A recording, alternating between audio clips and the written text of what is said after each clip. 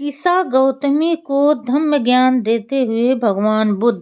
तो hello friends, कैसे हो आप सब लोग। उम्मीद करती हूँ सभी लोग अच्छे होंगे। फ्रेंड्स, पटाचारा ने भगवान बुद्ध से अपना हाल बताया।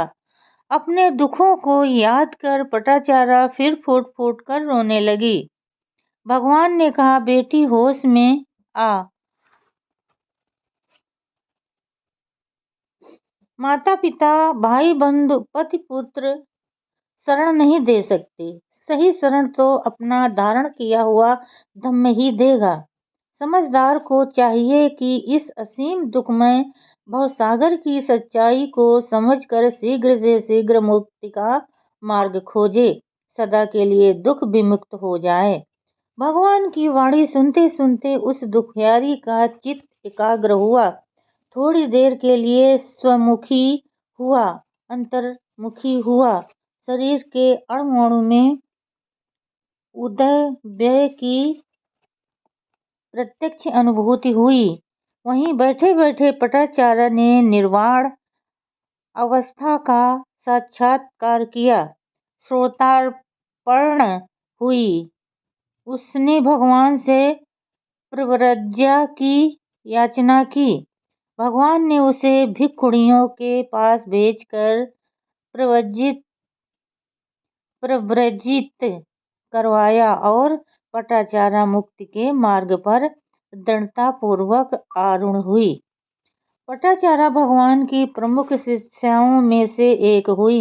उसने अपना संपूर्ण शेष जीवन अपने जैसी दुखियारी नारियों को धम्म के मार्ग पर परिचालित कर दुख मुक्त कराने में ही बिताया। अपने कल्याण के साथ साथ अनेकों के कल्याण का कारण बनी। किस्सा गौतमी। श्रावस्ती की एक अत्यंत निर्धन और समाज में नीच माने गए कुल में गौतमी तिस्सा नाम की युवती थी। अत्यंत दुबली पतली होने के कारण उसका नाम किस्सा गौतमी हो गया। उसका विवाह एक धनी परिवार में हुआ था। गरीब घर से आने के कारण पति के अलावा ससुराल के बाकी लोग उसका आदर नहीं करते थे। लेकिन जब उसने एक सुंदर पुत्र को जन्म दिया तो परिवार के सभी लोगों की चहेती हो गई। एक दिन बगीचे में खेलते समय सर्पदंश के कारण बच्चे की अकाल मृत्यु हो गई। इससे वो मानसिक रूप से विक्षिप्त हो गई। बच्चे की लाश को छाती से चिपकाए वो बिलखने लगी। रोती बिलखती वो भगवान बुद्ध के पास आई और कहने लगी, भंते भगवान, लोग मुझसे मेरा लाल छीन लेना चाहते हैं। यह मरा नहीं है भगवान, यह सो गया है, बेहोश हो गया है। आप इसे जगा दें, आप इसे होश में ला दें। भगवान बुद्ध, बेटी ये निष्प्राण है।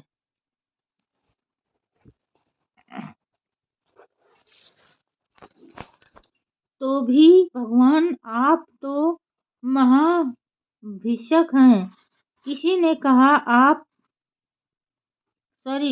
कहा आपके पास संजीवनी औषधि है। मेरे बच्चे में नया प्राण फूंक दें, इसे औषधि अवश्य दें। भगवान ने देखा ऐसी अवस्था में यह कुछ समझने में असमर्थ है। भगवान ने कहा कि जाकर चुटकी भर सरसों ऐसे परिवार से मांग ला जिसमें आज तक कोई न मरा हो।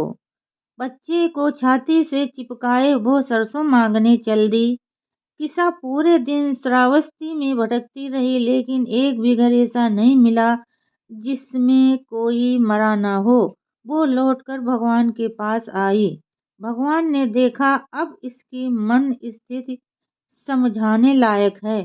भगवान ने उसे समझाया, मृत्यु सभी प्राणियों का अनिवार्य धम्म स्वभाव है।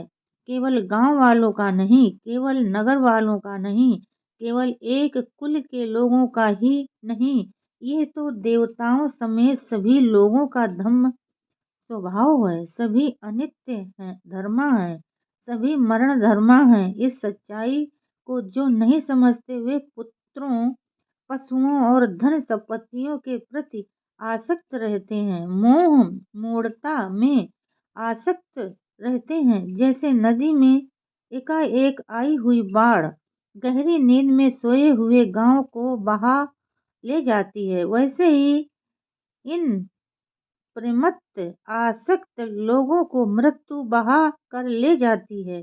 कोई इस मोह निद्रा से जागे, अपने भीतर अनित्य बोध जगाए, उदय व्यय का दर्शन करे तो ही मृत्यु दुख को सदा के लिए मुक्त हो सकता है।